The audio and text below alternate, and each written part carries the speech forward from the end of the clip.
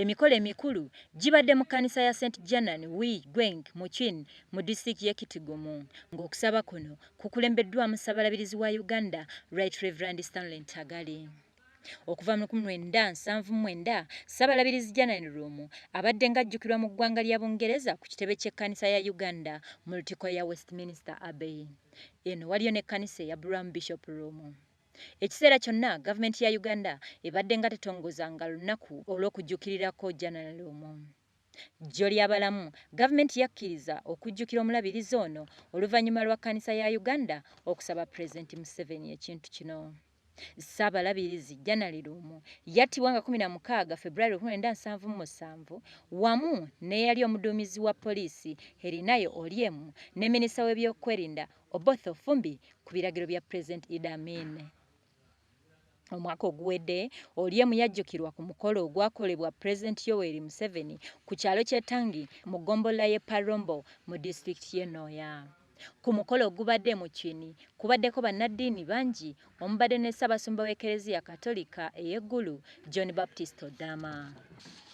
Janan Luumu yazaalibwa mu mwaka gwa 1922 mu Chini mu disitulikiti y'e Kitgum. Kitaawe yali musajja mukkiriza nnyo ddala era nga Luumu yakula musajja mulunzi. Yatandika okusoma eggulu high school ng'alina emyaka 10 olwo n'agenda e Boroboro okusoma obusomesa. Mu mwaka gwa 1948 yatandika okusomesa mu ssomero erya pulayimale. Wano yatandika okusoma n'okukola emirimu gy'ekkanisa era mu mwaka gwa 1956 yafuulibwa omubuulizi. Yakolako e Buwalasi, e Bukedi era mu 1966 yafuuka omuwandiisi w'obulabirizi. Mu mwaka gwa 1966 yatikkirwa okubeera omulabirizi w'obulabirizi bw'obukiikakkono omuli Acholi, Lango, West Nile n'awalala.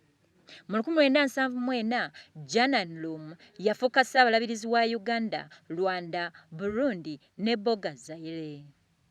Oluvannyuma lwa Amini okuwamba obuyinza, Luumu yagezaako nnyo okuwabula Amini era ng'agenda mu woofiisi ye n'amubuulirako atya ensobi ze.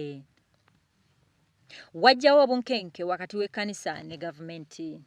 Wano Amini yalabula Bishop Luumu ku ndowooza ye. Nga 5 February 1977 abaserikale baalumba amaka ga Ssaabalabirizi nga banoonya emmundu. Oluvannyuma Bishop n'abalala baavunaanibwa okubeera n'emmundu mu bukyamu.